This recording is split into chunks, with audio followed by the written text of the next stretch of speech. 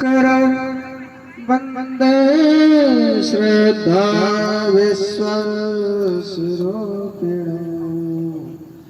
या विना न पश्यन्ति सिद्धाशान्तस्तमीश्वरम् वन्दे बोधमयं नित्यं गुरुं शङ्कररूपिणम् या विना न पश्यन्ति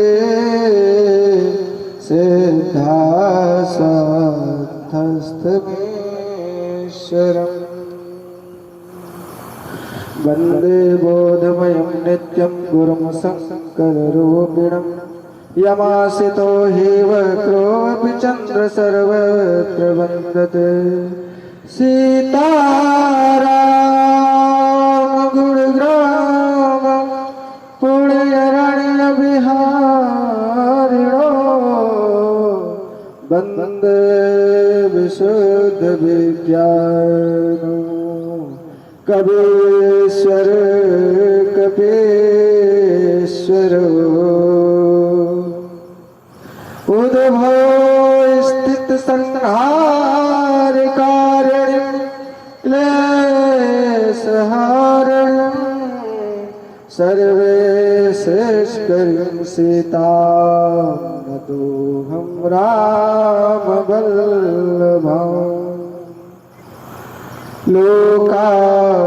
लोकाभिराम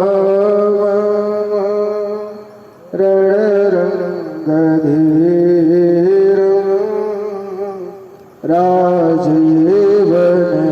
राजीवनेत्रं रघुवंशनाथं कारुण्यरूपं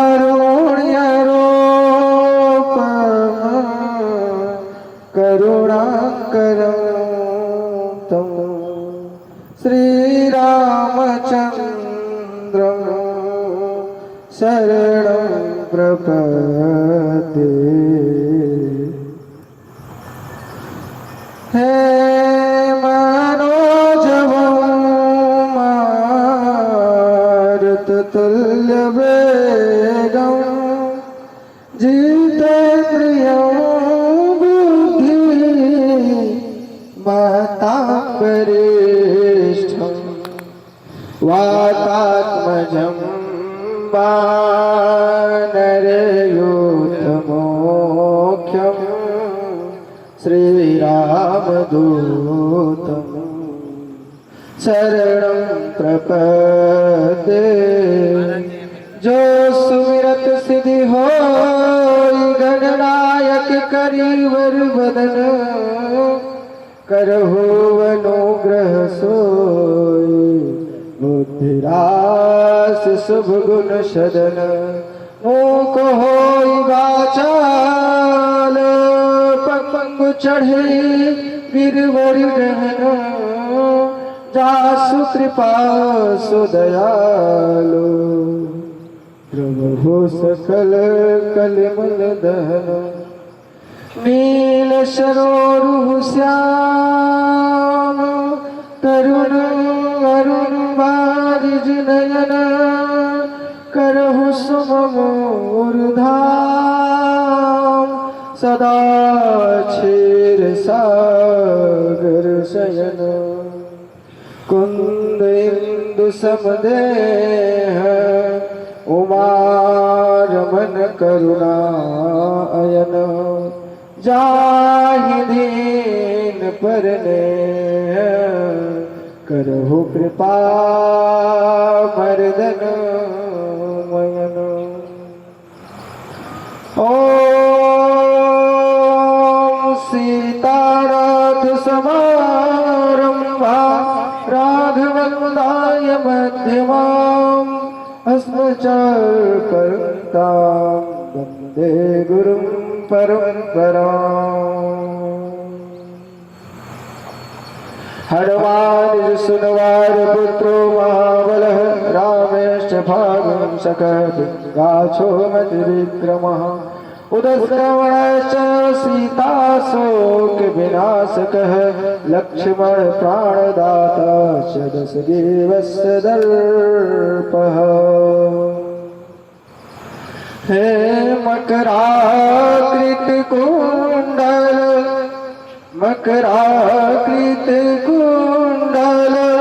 मोर पखा सिर ताज महा छवि छाज भरी बनमाल अनूप सुगंध में बनमाल अनूप सुगंध में पटपीत निरंतर वास करी प्रिय श्याम घटा नभ बेह छटा प्रिय श्याम घटा नभ बेह छटा कर जन पान गहे बसुरी कर जन पान गहे बसुरी अस के सब के पद देव मणि भज के भव से दो अपार तरी सुठ चंदन भाल विशाल छवि प्रिय खोर नमाहे सुगंध तरी मुस्कानी मनोभव पास किए मुस्कानी मनोभव पास किए अवलोकत जेते ही पास परी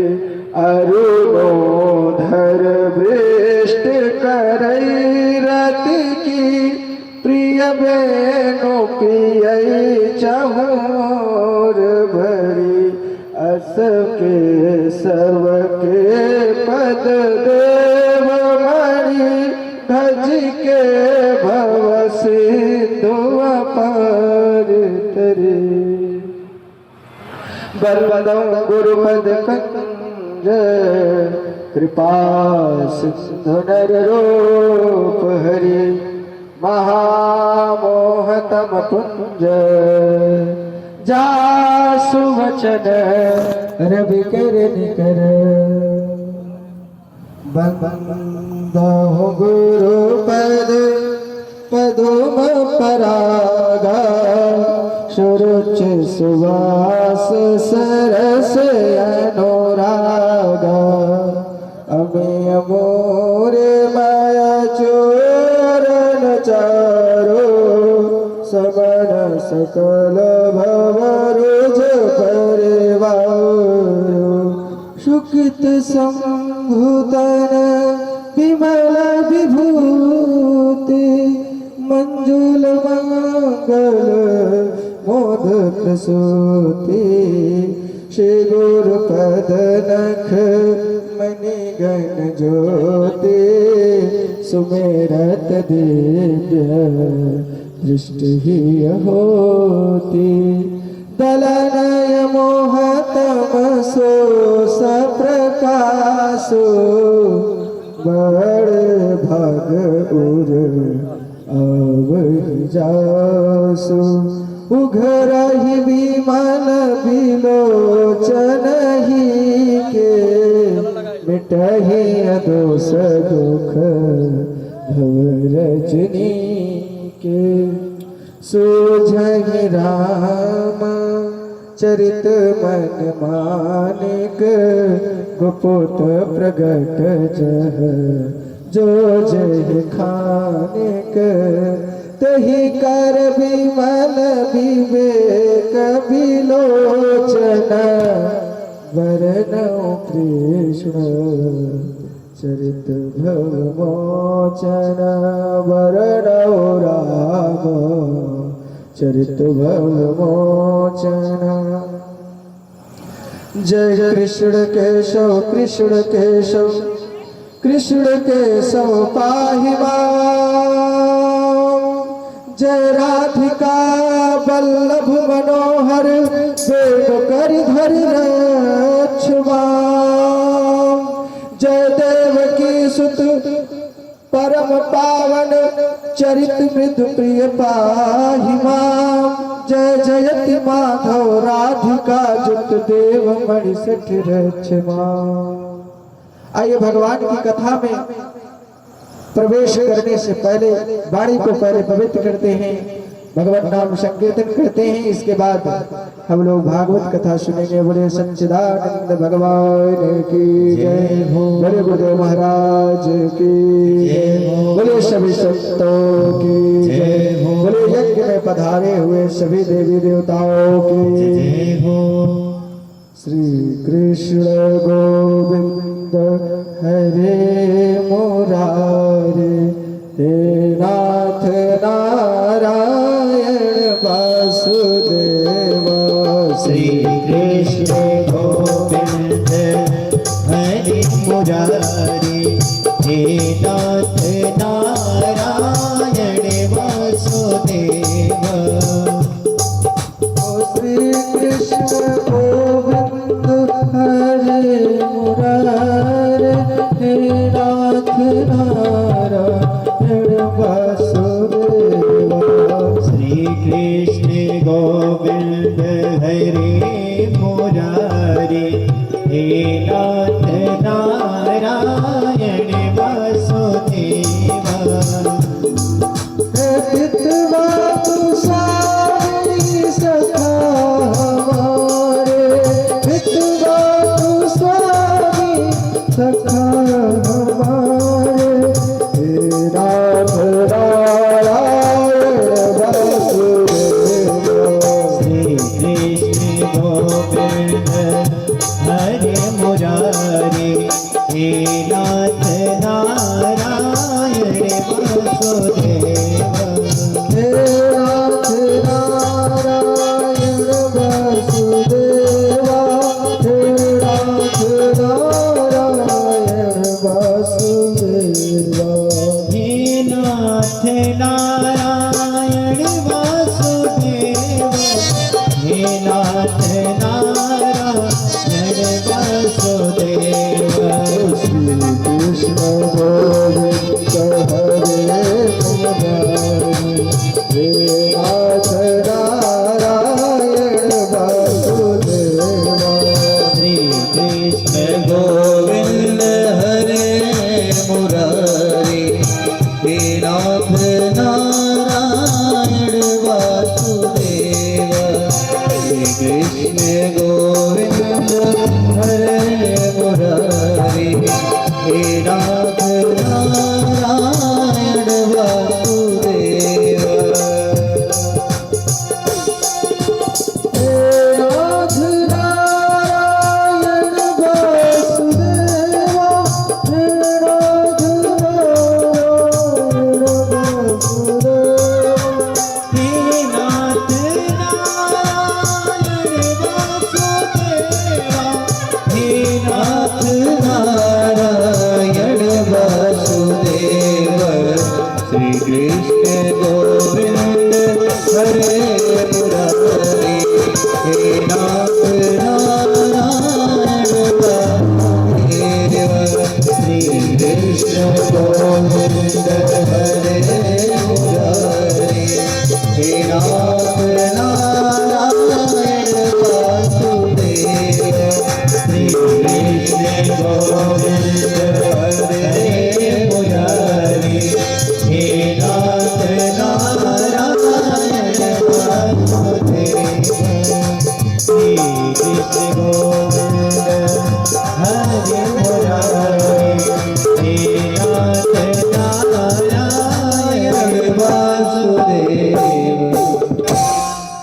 परम मंगलमय भक्त हृदयेश्वर अखिल कोटि ब्रह्मांड नायक भगवान श्री कृष्ण जगदीश्वर प्रभु के चरणों में बार बार प्रणाम करते हुए, श्री गुरुदेव के चरणों में बार बार प्रणाम करते हुए समुपस्थित समस्त संत विद्युत वरेण्यों, महानुभाव भगवत महापुराण अनुरागे श्रोते वृंद स्नेहमयी भक्तिमयी आदरणीय मातृशक्ति, आज सबके हृदय में जो भगवान विराजमान है, श्री राम मैं सब जग जाने, करहो प्रणाम जोर जुग पानी। यह दास सबको प्रणाम करते हुए आप सबका बालक, आप सबको आज श्रीमद् भागवत महापुराण, जो कि आप जानते ही हैं,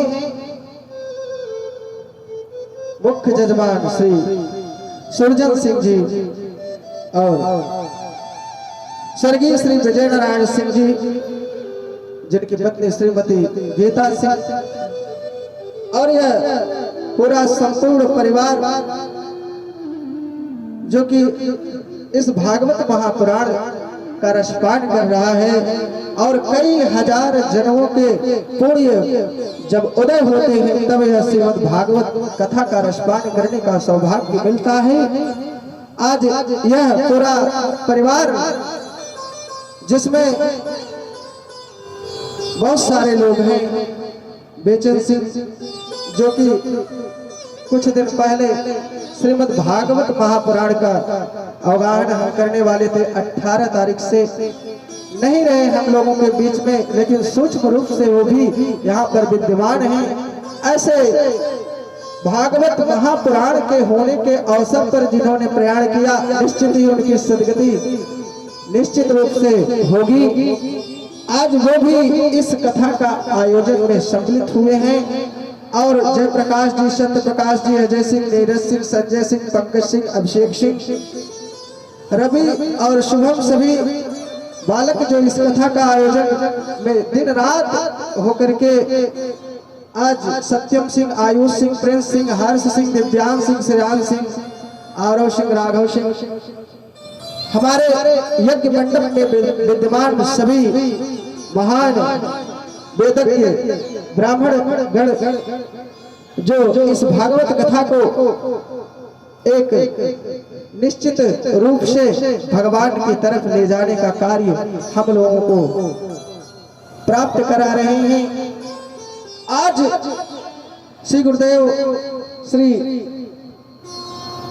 1008 श्री जमुनाचार्य जी महाराज के पावन सानिध्य में हम लोग बड़े भाग्यशाली हैं जो कथा का रसपान कर रहे हैं। हमारे साथ में पंकज भैया और उनकी जो संगीत मंडली है, बहुत बहुत साधुवाद के पात्र हैं, और इनका बड़ा ही स्नेह है हमारे ऊपर, और बहुत ही सुंदर भजन और कीर्तन इनके द्वारा यहाँ पर आप लोगों को सुनने को प्राप्त होगा। 7 दिन इस भक्तिमय जो यह कथा है, यह कथा कराई क्यों जाती है, कथा क्यों सुनना चाहिए, कथा आखिर हम क्यों इकट्ठा हुए हैं सुनने के लिए। आइए जानते हैं कथा सुनना क्यों चाहिए, श्रीमद् भागवत कथा क्यों सुननी चाहिए। श्रीमद् भागवत कथा इसलिए सुननी चाहिए क्योंकि बड़े भाग्य मानुष तन पावा, सुर दुर्लभ सब ग्रंथ निगावा। यह जो संसार है, संसार में आने के बाद जब हम मनुष्य शरीर प्राप्त करते हैं तो यह मनुष्य शरीर भगवत भजन के लिए मिलता है। भगवान राम अयोध्या वासियों से कह रहे हैं कि यह तन कर फल विषय न भाई, जो यह मानव शरीर मिला है यह विषय भोगों के लिए नहीं मिला, न तो स्वर्ग प्राप्ति के लिए मिला है। हम बड़े चाव से लिखवाते हैं फलाने स्वर्गवासी हो गए। स्वर्ग क्या है आज जान लीजिए आप लोग। जब हम स्वर्ग जाते हैं, समझ लो वह एक 5 स्टार होटल है। जब तक आपका पुण्य है, अर्थात जब तक आपके पास पैसा है, तब तक वहां स्वागत होगा, और जिस दिन वह पैसा खत्म हुआ, जैसे उस 5 स्टार होटल से सारी सुविधाएं बंद कर दी जाती हैं, आपको वहां से निकाल दिया जाता है। ठीक उसी प्रकार से जब हमारा पुण्य खत्म हो जाता है तो स्वर्ग से हम नीचे ढकेल दिए जाते हैं, और ये नहीं कि मानव ही बनेंगे, पता नहीं किस योनि में चले जाएंगे। 84 लाख योनियों में भटकते भटकते तब यह मानव शरीर मिलता है जीव को। इसलिए यह भागवत कथा सुननी चाहिए। भागवत कथा, भगवान की कथा। तुलसीदास महाराज कह रहे हैं, पूरा रामचरितमानस लिखने के बाद अंत में उन्होंने कहा, क्या कहा? कहा यही कलिकाल न साधन दूजा, यही कलिकाल न साधन दूजा, यही कलिकाल न साधन दूजा, यही कलिकाल न साधन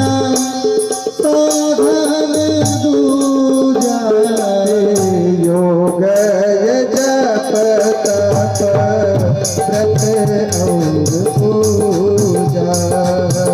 योग जप तप व्रत और पूजा, हे राम ही सुमिरे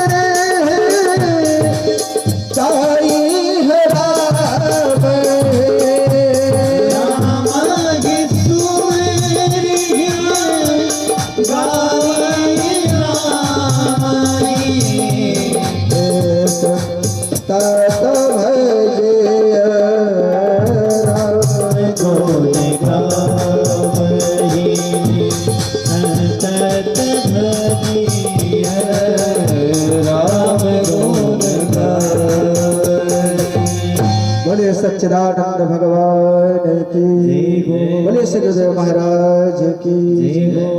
कह रहे हैं कि इस कलिकाल में, यही कलिकाल न साधन दूजा, योग जप तप व्रत पूजा, ये पांचों चीजें काम देने वाली नहीं है। क्यों? क्योंकि जिस संयम से व्रत करना चाहिए वह संयम अब इस कलिकाल में पालन करने वाला कोई नहीं रह गया। योग तो कोई कर ही नहीं सकता। जप करना इतना आसान नहीं है, क्योंकि हमारा मन कहीं और चलता है और बाला कहीं और चलती है। इसलिए ये भी साधन अब काम देने वाला नहीं रह गया। तो क्या काम देने वाला है? राम ही सुमिरन, सुमिरन करना है। किसका? भगवान का सुमिरन करना है और भगवान की कथा को सुनना है, भगवान के गुणानुवादों को गाना है। इसमें मन लग जाएगा और इससे हमारा कल्याण हो जाएगा। इसलिए इस कथा को सुनने से बड़ा ही लाभ है। भागवत कथा यहाँ से आरंभ होती है, मंगलाचरण है। सच्चिदानंद रूपाय विश्वोत्पत्त्यादि हेतवे तापत्रे विनाशाय श्री कृष्णाय वयं नमः। ऐसे परमात्मा, ऐसे ईश्वर जो जगत की उत्पत्ति, स्थिति और विनाश के हेतु हैं और जो तीनों प्रकार के तापों का नाश करने वाले हैं, ऐसे सच्चिदानंद स्वरूप भगवान श्री कृष्ण की हम बार बार वंदना करते हैं। कहते हैं कि एक बार नैमिषे सूतमासीनम, एक बार नैमिषारण्य में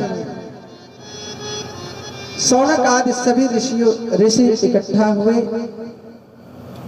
और सूत जी से कहा, कृथामृत रसा स्वाद कुशलः शौनको अब्रवीत।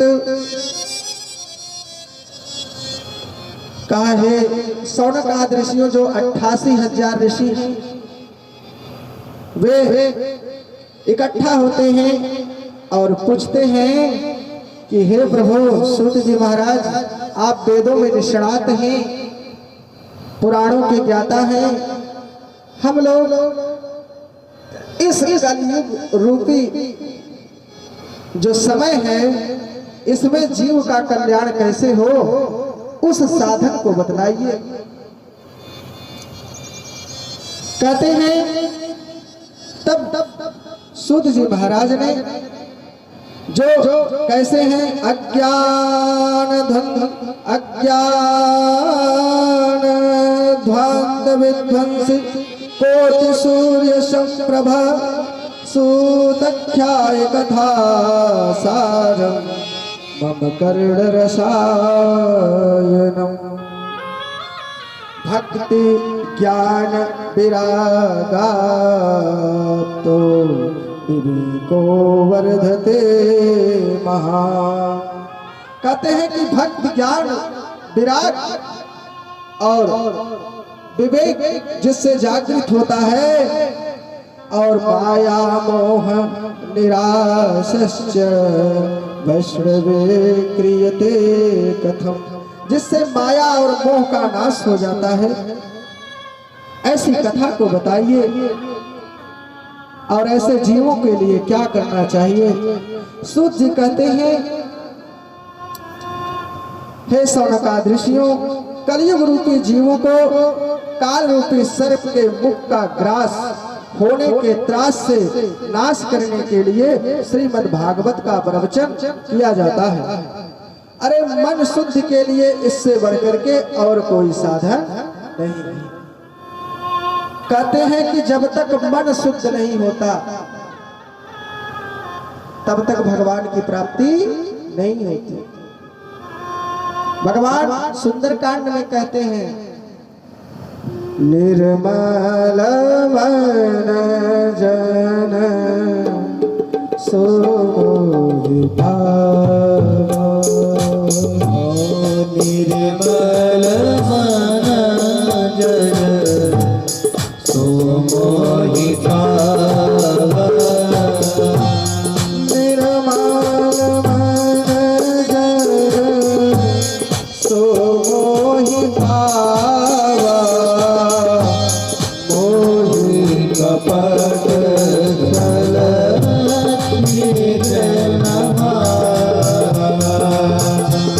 मोहि कपट छल।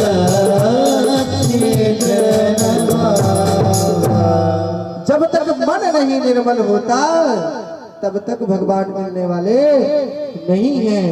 और यहाँ सूत जी कहते हैं कि मन को निर्मल करने के लिए यह भागवत महापुराण जो है, इसके इस शास्त्र का श्रवण से मन पवित्र करने का ऐसा कोई ग्रंथ नहीं है। भक्ति ज्ञान और वैराग्य रूपी यह ग्रंथ श्रीमद् भागवत समूल मल को निर्मल करने वाला है। समस्त वेदों पुराणों में बार बार एक पंक्ति आई है, कठोपनिषद में, ऋग्वेद में, सामवेद में, मन है एवं मनुष्याणां कारणं बंध मोक्षयो। मन ही बंधन का कारण है और मन ही क्या कराता है, मोक्ष को प्राप्त कराता है। जब यह मन निर्मल हो जाता है, परमात्मा में लग जाता है, तो हम मोक्ष को प्राप्त कर लेते हैं।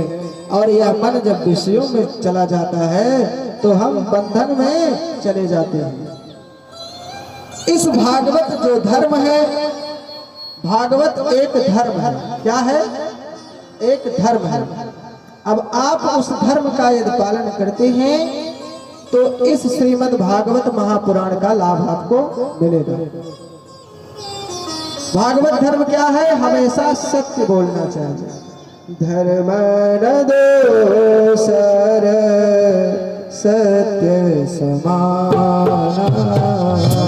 धर्म न दोसर सत्य समाना। धर्म न दोसर सत्य समाना। आगम निगम पुराण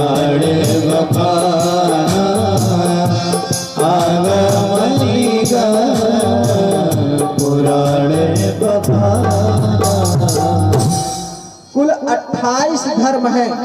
एक जो भगवत भक्त होता है, भगवान का जो भजन करने वाला होता है, उसके 28 धर्म है। ध्यान से सुनिए, और अगर इसका कुछ भी अपने जीवन में पालन करें तो हम धन्य हो जाएं। सत्य बोलना चाहिए, दया करनी चाहिए, तपस्या और शौच, बाहर भीतर की पवित्रता, तितिच्छा। कितना भी कोई कुछ बोल दे, हमें क्रोध नहीं आना चाहिए। सर्दी गर्मी का लेस भी मात्र जिसके ऊपर प्रभाव न पड़े वही तितिक्ष होता है। उचित अनुचित का विचार करके ही कोई कार्य करना चाहिए। मन का संयम रखना चाहिए, इंद्रियों का संयम रखना चाहिए। अहिंसा, किसी जीव की कभी हिंसा नहीं करनी चाहिए।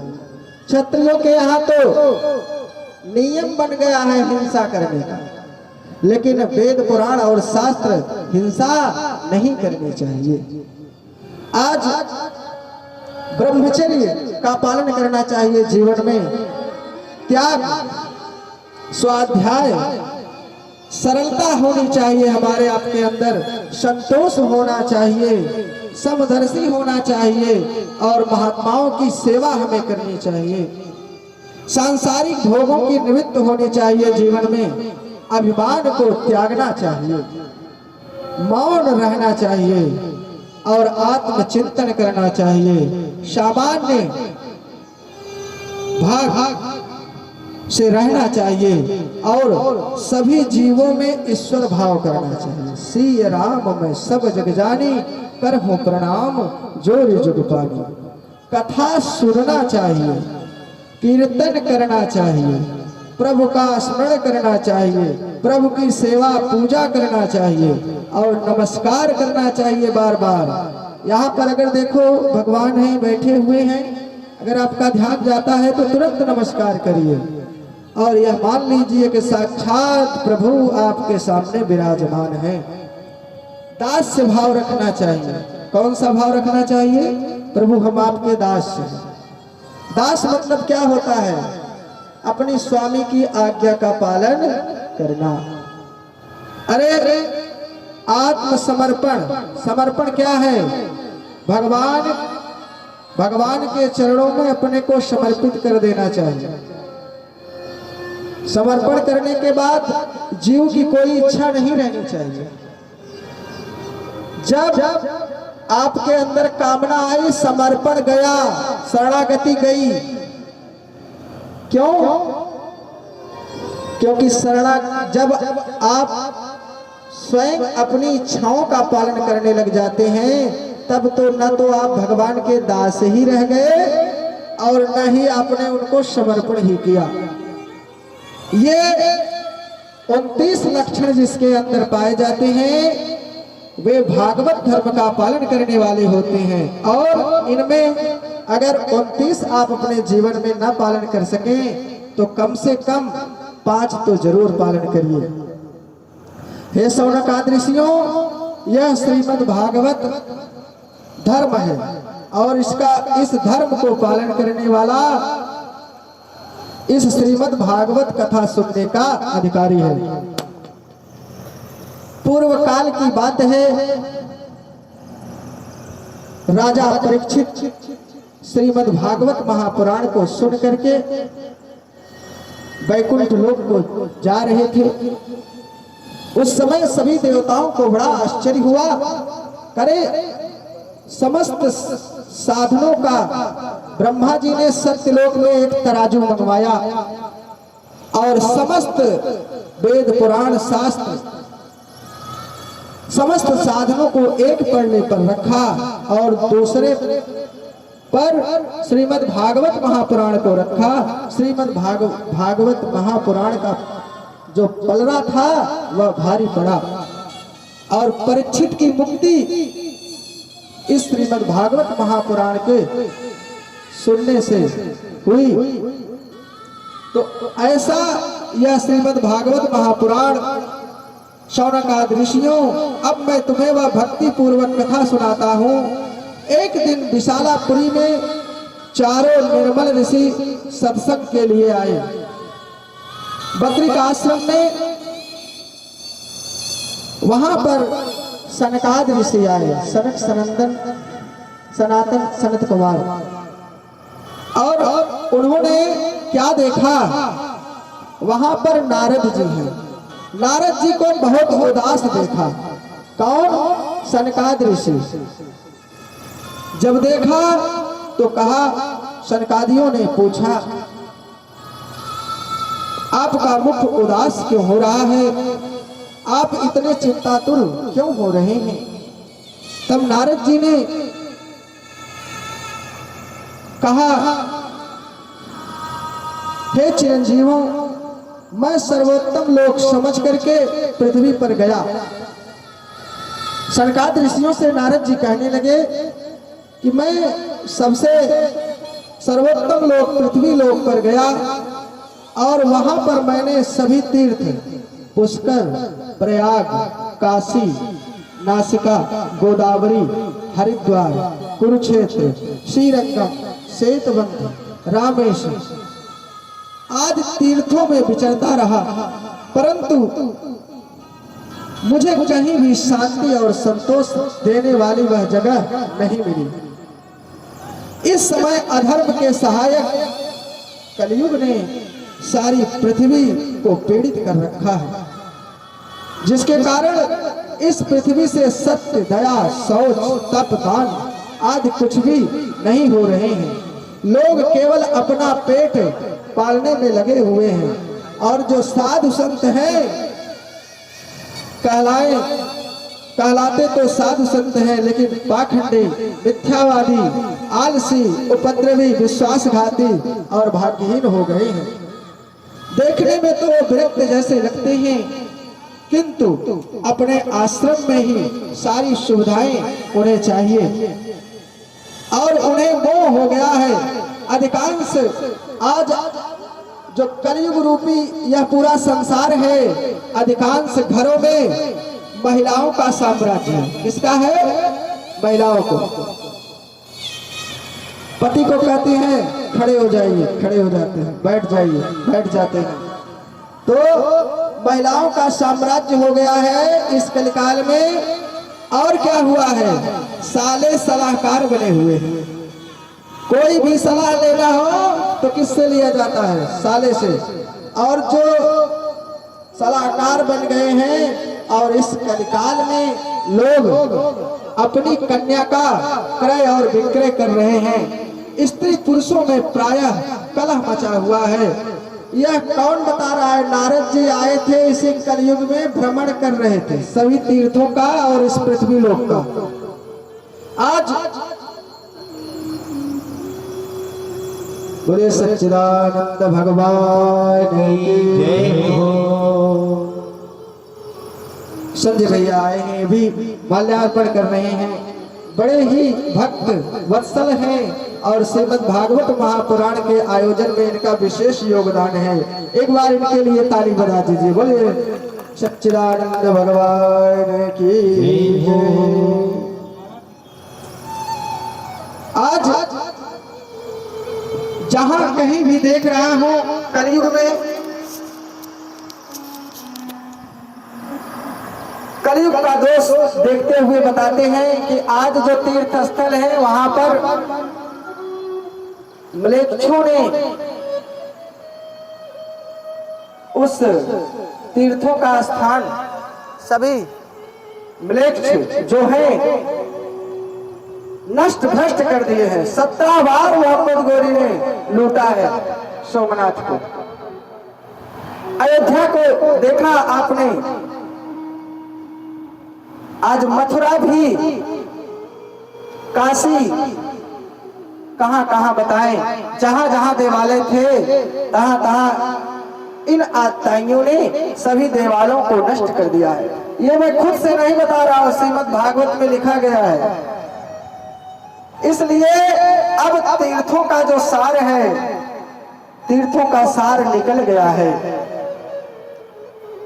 इस तरह कलयुग रूपी दोषों को देखता हुआ मैं जब श्री यमुना के तट पर पहुंचा, तो वहां पर जाकर के मैंने क्या देखा हे मुनिवर, वहां मैंने एक बड़ा आश्चर्य देखा। एक युवती यमुना तट पर बड़ी खिन्न मन से, बहुत दुखी मन से बैठी हुई थी और विलाप कर रही थी। उसके पास दो वृद्ध लेटे हुए थे और दोनों अचेत अवस्था में पड़े हुए थे और जोर जोर से सांस ले रहे थे। और बहुत सारी स्त्रियां उन्हें पंखा झल रही थी, जो गंगा आदि नदियां हैं वहां पर उपस्थित हैं। और अन्य देवियां जो थी उस देवी को धीर धरा रही थी। मैंने दूर से ही जब देखा इस चरित्र को, कौतूहल बस मैं उनके पास चला गया और जो वह युवती थी मुझे देखा और हाथ जोड़ करके खड़ी हो गई। और मैं जो ही वहां से जाने लगा त्यों ही कहा, भो भो साधो क्षणं तिष्ठम् मन चिंतामपि नाशय दर्शनं तव लोकस्य सर्वथा सर्वथा परम। हे महात्मा जी, भो भो तिष्ठ, रुकिए रुकिए, कृपया करके एक क्षण ठहर जाइए और मेरी चिंता को भी नष्ट कर दीजिए। आपका दर्शन पा करके तो संसार के सभी पापी सर्वथा उनका सारा पाप नष्ट हो जाता है। आपके दर्शन से मन को संतोष मिल जाता है और वह मनुष्य बड़ा ही भाग्यशाली होता है। नारद जी ने कहा, जब मैंने उस युवती से पूछा, देवी तुम कौन हो, तब उस युवती ने कहा, हे साधो मेरा नाम भक्ति है और यह दोनों मेरे पुत्र ज्ञान और वैराग्य हैं।